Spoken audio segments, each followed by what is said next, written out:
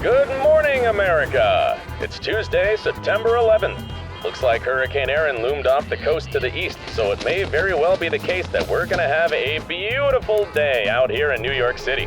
All right, now let's start with some news. Yesterday's New York Giants versus Denver Broncos ended in a dead draw, 0-0. On September 11th, 2001, nearly 3,000 people became victims of the most devastating series of terrorist attacks executed on American soil. In this episode, you'll learn why the 9/11 attacks took place, how they were planned and executed, and how the world changed after 9/11.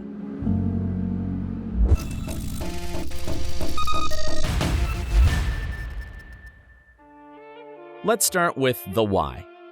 Here's the story. In 1979, the Soviets invaded Afghanistan to support the recently instilled pro-Soviet government in their war against various Islamist rebel groups backed up by the US, UK, Saudi Arabia, and other countries. They did not want the communists to win. Among those who also did not want communists to win was the young son of a Saudi Arabian businessman, Osama bin Laden. He saw the Soviet invasion as a direct threat to the Islamic world. Bin Laden joined the rebels in 1979 and moved to Pakistan, from where he and his allies were funneling arms, money, and fighters to Afghanistan. The key takeaway is that the US and Osama bin Laden were on the same side.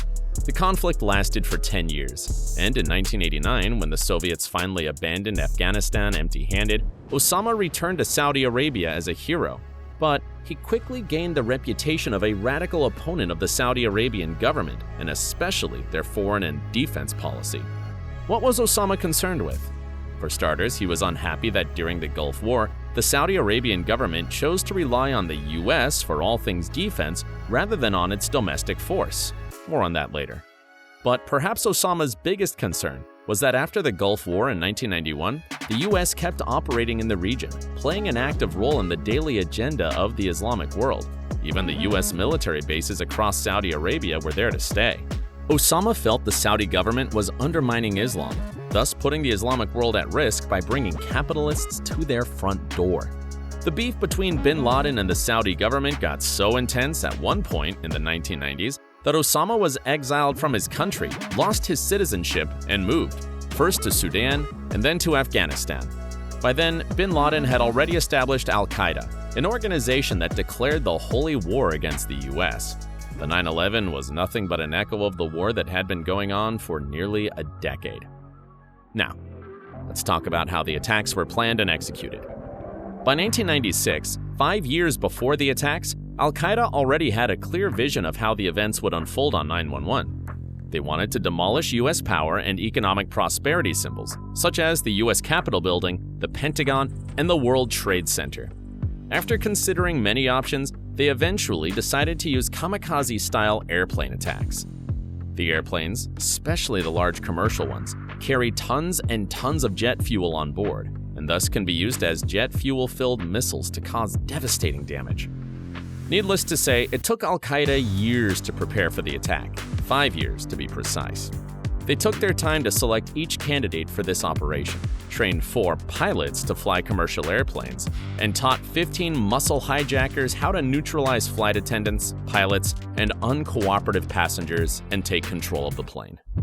On the morning of September 11th, 2001, all 4 groups of terrorists successfully took control of 4 airplanes shortly after takeoff. You know what happened next. 2 Boeing 767s crashed into the World Trade Center Twin Towers in New York City.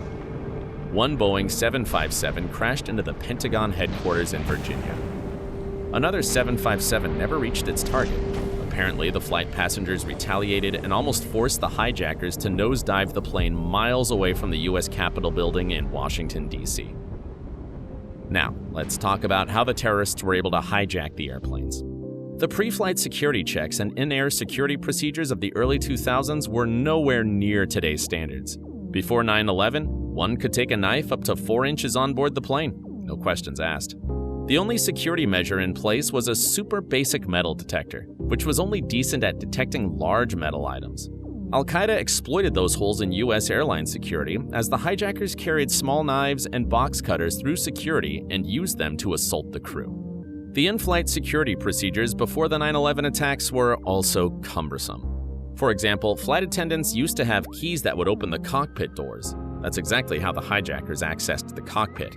They forced the flight attendants to open the cockpit doors or threatened to blow up the aircraft and had the pilots themselves open the doors. After 9/11, the keys to cockpit doors were eliminated, doors toughened, and in-flight security rules changed so that pilots do not open the cockpit doors no matter what. Today, the cockpit doors will remain shut even if a bloodbath unfolds in the cabin. Also, the reinforced post-9/11 cockpit doors can withstand gunfire and even grenade explosions. Millions of people remember what they did and where they were on September 11, 2001. What happened at the very beginning of the 20th century is yet another reminder of how fragile our world is, and how easily a perfect day can turn into the most horrific premeditated tragedy.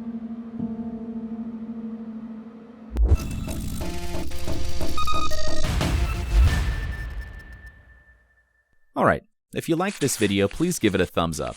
And don't forget to hit that notification bell so you won't miss new episodes.